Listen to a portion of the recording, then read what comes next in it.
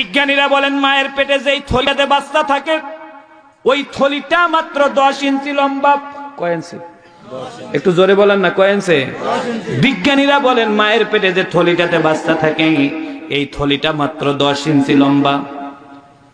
বিজ্ঞানীরা বলেন বাচ্চার বয়স যখন মায়ের পেটে 7 মাস 1 দিন হয় সেই দিন বাচ্চাটা 10 ইঞ্চি লম্বা হয়ে যায়। 7 মাস 1 দিনের দিনে বাচ্চা বাড়ার মতো মায়ের পেটে 1 সুতা পরিমাণ জায়গাও থাকে না। 7 মাস 1 দিনের দিনে সন্তানের পা নিয়ে সেট করে দেওয়া হয় মায়ের কলিজার নিচে। সৃষ্টিকর্তা কোথায় পাবেন বুঝাচ্ছি, ভালো করে বুঝেন।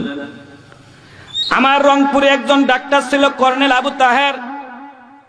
উনি যখন এই তত্ত্বের কথা আমাকে বলে মাওলানা 7 মাস 1 দিনের দিনে সন্তানের পা গিয়ে মায়ের কলিজার পিছনে লাগে। আমি গোটাটা জীবন বাইরে থেকেছি। আমি চূড়ান্তভাবে আমার মা বাবার প্রতি দুর্বল। যখন উনি আমাকে কথাগুলো বলে আমি কাঁদতেছিলাম আর বলতেছিলাম, স্যার 7 মাস 1 দিনে যদি কলিজার নিচে সন্তানের পা লাগে মায়ের কি কোনো কষ্ট হয় না? উনি জবাব দিলেন, মাওলানা যেই দিন সন্তান তার মায়ের কলিজায় পা দেয় ওই দিন থেকে বাচ্চা যখন মায়ের পেটে 11 ইঞ্চি লম্বা হয় সন্তানের পা দ্বারা মায়ের কলিজাটা 1 ইঞ্চি উপরে উঠে যায়। সন্তান যখন 15 ইঞ্চি লম্বা হয় সন্তানের পা দ্বারা মায়ের কলিজাটা 5 ইঞ্চি উপরে উঠে। আমি জিজ্ঞেস করলাম, স্যার সন্তানের পা দিয়ে যদি মায়ের কলিজা 5-6 ইঞ্চি উপরে উঠে কষ্ট হয় না? উনি 5 বারের হাজি। তার আসলে মা বেঁচে ছিল না। উনি কাঁদতেছিল আর বলতেছিল, মাওলানা যেই দিন সন্তান মায়ের কলিজায় পা লাগায় ওই দিন থেকে ভূমিষ্ঠ হওয়ার আগ পর্যন্ত যেই সন্তানটা মায়ের পেটে কম নড়াচড়া করে এইরকম একটা সন্তান তার মায়ের কলিজার মধ্যে লাথি মারে 4500 বার। এইরকম একটি সন্তান তার মায়ের কলিজার মধ্যে লাথি মারে 4500 বার। আমি মনে মনে চিন্তা করলাম, আমি আমার মায়ের কলিজায় 4500 বার লাথি দিয়েছি। এই লাথিটা শুধু আমি দেই নাই, আপনিও দিয়েছেন। হুজুররা স্টেজে বসে আছে তারাও দিয়েছে। আমি ওনাকে জিজ্ঞেস করলাম, স্যার মায়ের কলিজায় যদি 4500 বার লাথি দেয় মা বেঁচে থাকলো কিভাবে? জবাব দিচ্ছেন, মাওলানা এইরকম একটা ছোট্ট লাথি যদি পৃথিবীর কোন সন্তান বাপের কলিজার মধ্যে মারতো বাবা তখনই মরে যেত। আমি জিজ্ঞেস করলাম, স্যার কোন কেমিক্যাল রিপোর্ট আছে কিনা? বলছে লন্ডনে 9টা কেমিস্ট্রি বড় বড় 9 জন ডাক্তার বাপের কলিজা মায়ের কলিজায় একসাথে গবেষণা করেছিল। তারা গবেষণা করে বলে বাপের কলিজায় এই 4500-এর একটা যদি লাথি মারতো বাবা তখনই মরে যেত। আর মায়ের কলিজায় ওই লাথি খাওয়া জায়গাটা গবেষণা করে বিজ্ঞানীরা বলেছেন যে সন্তান যত বেশি মায়ের কলিজায় লাথি মারে ওই সন্তানটাকে মা তত ভালোবাসে। যে সন্তান যত বেশি মায়ের কলিজায় লাথি দেয় ওই সন্তানটাকে মা তত ভালোবাসে। আমি বললাম, স্যার আর কোন তথ্য আছে কিনা? উনি জবাব দিল, মাওলানা আর নতুন কোন তথ্য দিতে চাই না, শুধু এতটুকু বলবো একজন মা 4500 লাথির মধ্যে 3টা বড় বড় ঐতিহাসিক লাথি আছে। যেই লাথিগুলো বড় বড় হুজুররাও মেরেছে মায়ের কলিজায়। আমি বললাম, স্যার আপনি একটু আমাকে বলেন। বলছে একটি মহিলা যখন প্রথম গর্ভবতী হয়, প্রথম গর্ভবতী হওয়ার সময় আমার দিকে তাকান, একটু ভালো করে হৃদয় দিয়ে কথাগুলো খেয়াল করুন।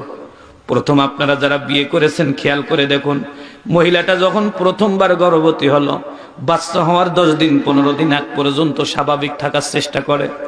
ঠিক যখন টের পায় বাচ্চা হবে 7 দিন 10 দিন আগে পৃথিবীর কারো কাছেও যদি মাপ না চায় প্রথমবার মহিলারা তার স্বামীর কাছে মাপ চাবে। স্বামীদের কাছে জনমের মতো ক্ষমা চেয়ে নেয়। কখনো বুকে মাথা দিয়ে বলে আমাকে ক্ষমা করে দিও, কখনো মাথায় মাথা দিয়ে বলবে আমাকে ক্ষমা করে দিও। শ্বশুর শাশুড়ির কাছে ক্ষমা চেয়ে নেয়। বন্ধু বান্ধবের কাছে ফোন চেয়ে বলে আমি অমুক দিনে মেডিকেলে যাচ্ছি। কিন্তু ভাইরা, পৃথিবীর কোন গর্ভবতী মেয়ে আজও পর্যন্ত নিজের মায়ের কাছে ফোন করে বলে না, নিজের মায়ের কাছে একবার ফোন করে বলে না, মা আমার প্রচন্ড কষ্ট হচ্ছে, আমাকে ক্ষমা করে দিও, আমার জন্য দোয়া করিও। আমি আমার বোনটাকে জিজ্ঞেস করেছিলাম, আপুরে দোয়া কবুলের জায়গা মা বাবা, অথচ তোমরা এই সময়টা মা বাবাকে কিছুই বলো না, কারণটা কি? ও আমাকে বলে, শোন, না বলার পিছনে বড় কারণটা হলো আমার বিয়ের দিন আমি যে পাড়ার মেয়ে, ওই পাড়ার প্রতিটা মানুষ আনন্দ করেছে, কিন্তু আমি যে মায়ের মেয়ে, আমার বিয়ের দিন আমার মাকে খাবার প্লেটে বসানো যায় নাই। সারাটা দিন মা কেঁদে কেঁদে পার করাই দিয়েছে। ঠিক যখন মেয়েটার বিয়ে হয়ে যায়, জামাইয়ের হাতে যখন মেয়েটাকে তুলে দেওয়া হয়, আপনারা স্মৃতিটা মনে করে দেখেন তো কি করে ওই সময় মা 3 জন 4 জন 5 জন মিলে মেয়েটাকে হাতে করে নিয়ে মা জামাইয়ের কাছে যায় কিংবা জামাইয়ের মায়ের কাছে যায়। যেদিকে যেমন সংস্কৃতি, আমাদের ওইদিকে সরাসরি শাশুড়িরাই মেয়েকে জামাইয়ের হাতে তুলে দেয়। যখন মেয়েটাকে জামাইয়ের হাতে তুলে দেয়, একবার আপনারা চিন্তা করেন তো, মেয়েটাকে তুলে দেওয়ার সময় একজন মা কি হাসে নাকি? হাসে তো না। আমি তো দেখেছি মেয়েটাকে তুলে দিতে গিয়ে মা একা আর ঘরে আসতে পারে না। কিছু কিছু মা মেয়েকে তুলে দিতে গিয়ে সেখানে আপসেট হয়ে যায়। সম্মানিত দিনী ভাইরা, যিনি বাবা থাকেন, বিয়ের দিন সারাদিন দায়িত্ব পালন করেন, ঠিক যখন বিয়েটা হয়ে যায়, মা বিদায় দিয়ে দিল, বাবা যখন মেয়ে চলে যায় তখন লুকোচুরি খেলায়। বাবা একবারও মন থেকে চায় না যে মেয়ের সামনে পড়বে, কিন্তু চাচারা মামারা বাবাকে খুঁজে বেড়ায়, মেয়েকে যেন বাবাই বিদায় দেয়। আমি দেখেছি একটা সভ্য মেয়েকে বিদায় দেওয়া একটা বাপের জন্য যে কত কষ্টকর। আমি নিজে তাকিয়ে তাকিয়ে দেখেছি বাবাকে 2 জনে ধরে এনে মেয়ের সামনে দাঁড় করায়। মেয়েটা 20 বছর 25 বছর বয়স বড় হওয়ার পর থেকে বাপের গা ঘেঁষে দাঁড়াইতো না, কিন্তু বিয়ের দিন বাবার সামনে মেয়েটা এসে দাঁড়ায়। 2 বছরের বাচ্চার মতো 2 হাত দিয়ে জড়ায় ধরে বাপের বুকের উপরে মাথাটা দিয়ে যখন আব্বা ডাকটা দেয়, যখন আব্বা ডাকটা দেয়, রে মুসলমান, বাবা একবারও মেয়ের মাথায় হাত দিয়ে দোয়া দিতে পারেন। নিজের কান্না চেক দেওয়ার জন্য একবার আকাশের দিকে তাকায়, একবার ডানে তাকায়, একবার বামে তাকায়, কখনো নিচের দিকে তাকায়। বাবা যেন বেকুবের মতো দাঁড়িয়ে থাকে, মেয়েকে কেমনে বিয়ে দিবে বা বিদায় দিবে ভাষা খুঁজে পায় না। চাচারা মামারা 2 জনে মিলে বাপ মেয়েকে ঠেলে ঠেলে বাবা বলতে পারে না, মা চল চল তোমাকে গাড়িতে উঠাই নিয়ে। আমি দেখেছি বাবাগুলো বোবার মতো করে চুপ করে থাকে। বাবা বুঝতে পারে না এই যে ওকে বিদায় দেওয়া এত কষ্ট হবে। রে মুসলমানেরা, বাবা মেয়ে 2 জনে মিলে 3য় পক্ষ ঠেলে ঠেলে মেয়েকে বরের গাড়িতে উঠায় দেয়। মেয়েটা বরের গাড়িতে উঠে বাপের চেহারার দিকে তাকায়, দেখে বিভৎস 2টো চোখ।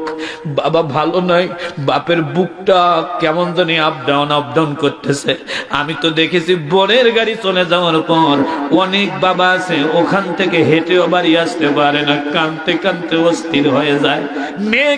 মেয়েরা কিন্তু বাপের প্রতি চূড়ান্ত দুর্বল হয়। মেয়েরা গাড়িতে বসে বাপের এই সিনারি দেখে মনে মনে একটা সিদ্ধান্ত নেয়, শ্বশুর বাড়িতে যদি না খেয়েও থাকি, আমার কারণে কোনোদিন আর আমার বাবাকে কষ্ট দেব না, মাকে কষ্ট দেব না, চাচাকে কষ্ট দেব না। এই জন্য মেয়ে দেখবেন বিয়ের আগের মেয়ে আর বিয়ের পরের মেয়ে সম্পূর্ণ আলাদা হয়ে যায়। শ্বশুর বাড়িতে না খেয়ে থাকে মাকে বলে না, শ্বশুর বাড়িতে না খেয়ে থাকে বাবাকে বলে না। জামাই মার দিল মুখ খুলে জামাইকে বলে না। একই কারণে পেটের কষ্টের কথাও মা বাবাকে শেয়ার করে না কোনো মেয়ে। আমার দিকে তাকান প্রিয় ভাই, ভাইরা আমার, বিজ্ঞানীরা বলেন 4,500 লাথির মধ্যে এই 3 নম্বর লাথিটা দেওয়ার জন্য যখন মেডিকেলে তাকে ভর্তি করা হয়, বুক নাভি থেকে এই পর্যন্ত একটা পর্দা টেনে দেওয়া হয়। পর্দাটা টেনে দেওয়ার পর নার্স ডাক্তাররা থাকে পিছনের অংশ, উপরের অংশে আত্মীয় স্বজন। বিজ্ঞানীরা বলেন 4,500-এর মধ্যে সবচেয়ে বড় লাথিটা ওই সময় সন্তান তার মায়ের পেটের মধ্যে মারে। লাথিটা এত জোরে হয়, বিজ্ঞানীরা বলেন এমন জোরে লাথিটা হয়, লাথির আঘাতে সম্মানিত দিনী ভাইরা ডিম্বের 7টা পর্দা ফেটে যায়। মা জননী পানি পানি বলে চিৎকার মারে। ডাক্তাররা বলে মুখে পানি খাওয়া যাবে না। তিরমিজি শরীফের হাদিস, ওই সময় গোটা পৃথিবীর সমস্ত পানিগুলো যদি মাকে দেওয়া হয়, মা সব খেয়ে ফেললো, মায়ের পিপাসা দূর হবে না। বিজ্ঞানীরা বলেন আমরা আশ্চর্য হয়ে গেলাম, একদিকে পানি খেতে দিচ্ছে না, অপর দিকে ডিম্ব ফুটা হয়ে গেছে। বিজ্ঞানীরা বলেন রে মুসলমানেরা, বিজ্ঞানীরা বলেন 2 নম্বর লাথি যখন মারে জরায়ুর 7টা পর্দা ফেটে যায়। বিজ্ঞানীরা বলেন এই সময় আমরা কত বড় নিষ্ঠুর, মা চিনলাম না রে ভাই, মা চিনলাম না, আমরা কত বড় নিষ্ঠুর। এই 2 নম্বর লাথি দেওয়ার পর মায়ের শরীর থেকে 1.5 মিনিট রক্ত বের হয়। এই রক্তের পরিমাণটা হয় 2 কেজি।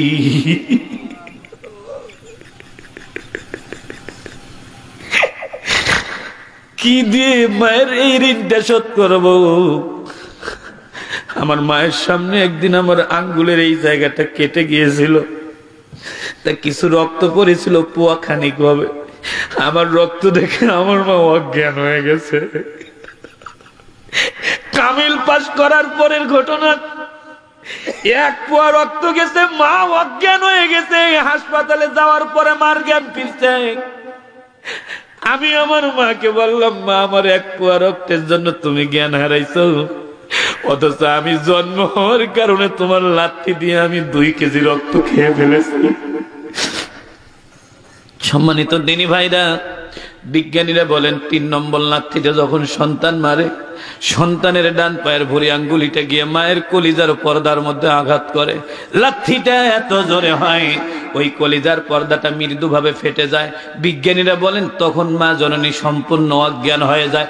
বিজ্ঞানীরা বলেন মা যখন সম্পূর্ণ অজ্ঞান হয়ে যায়, ওই অজ্ঞান হওয়ার পর সন্তান মায়ের পেট থেকে দুনিয়ায় আসে, মায়ের কোনো জ্ঞান থাকে না। বিজ্ঞানীরা বলেন আমরা আশ্চর্য হয়ে লক্ষ্য করলাম, লাঠি দিয়ে কলিজার পর্দাটাকে মৃদুভাবে ফাটাই দিয়ে মাকে অজ্ঞান করে দিল যেই বাচ্চা। ওই বাচ্চাটা মাটিতে পড়ে 15 সেকেন্ড থেকে 2 মিনিটের মধ্যে ওই বাচ্চার মুখ থেকে একটা অদ্ভুত আওয়াজ বের হলো, উম্মা। আমরা উম্মা ডাকটা ইথার দিয়ে ধরলাম আর মায়ের কলিজার উপরে মাইক্রোস্কোপটা সেট করলাম। আমরা লক্ষ্য করে দেখি মায়ের সন্তানের মুখ দিয়ে উম্মা ডাক মায়ের কান দিয়ে ঢুকে কলিজার ফাটা জায়গাটাকে সেলাই দিয়ে দেয়। সুবহানাল্লাহ। বিজ্ঞানীরা বলেন সন্তান এবার যতই কান্দে মা ততই সুস্থ হয়। আল্লাহু আকবার কর। সন্তান যত কাঁদে ততই সুস্থ হয়। বিজ্ঞানীরা বলেন মায়ের কলিজার ওই ফাটা দাগকে আমরা গবেষণা করে দেখেছি, ওই দাগটা মা যতদিন বেঁচে থাকে কলিজার ঘাটা ততদিন থাকে। ঘাটা বড় রহস্যময়। সন্তান যদি কাছে থাকে তাহলে কলিজার ঘাটা ব্যথা করে না, কিন্তু সন্তান যখন পড়ালেখার জন্য কিংবা চাকরি বাকরির জন্য বাড়ি থেকে দূরে চলে যায় কলিজার ঘাটা খুটখুট করে ব্যথা শুরু করে। যতক্ষণ ফিরে আসে না ততক্ষণ পর্যন্ত পৃথিবীর কোন মায়ের কলিজার ওই ঘাটার ব্যথা থামে না।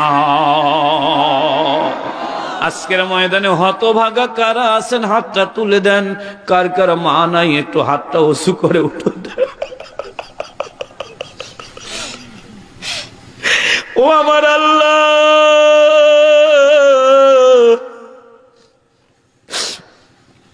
এই ময়দানে যাদের মা নাই রে মাবুদ, যে মানুষগুলো দুটো হাত তুলে দিয়েছে আমরা সবাই মায়ের কলিজায় লাথি মেরে দুনিয়া এসেছি।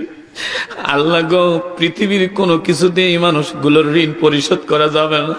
ওগো দয়াবান আল্লাহ, মেহেরবানি করে এই হতভাগা সন্তানদের হাতগুলো আজকে এদের চোখের পানিগুলো এদের মায়ের কবরে দিয়ে কবরটাকে আল্লাহ তুমি জান্নাতের বাগান বানায়া দাও।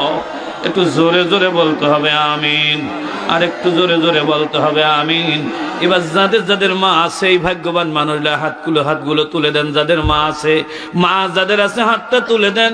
আমার দিনী ভাইরা, আমি আপনাদের সবার পা ধরে বলবো, মা যাদের আছে, আমার মা আছে, আমার বাবা বেঁচে আছে, সত্যি করে বলছি আমার এমন কোনো দিন নাই দূরে থাকি মা একবার না একবার কোনো না কোনো ভাবে আমাকে ফোন দেয়, কথা বলে কেমন আছিস, কি খাইছিস তাই জিজ্ঞেস করে।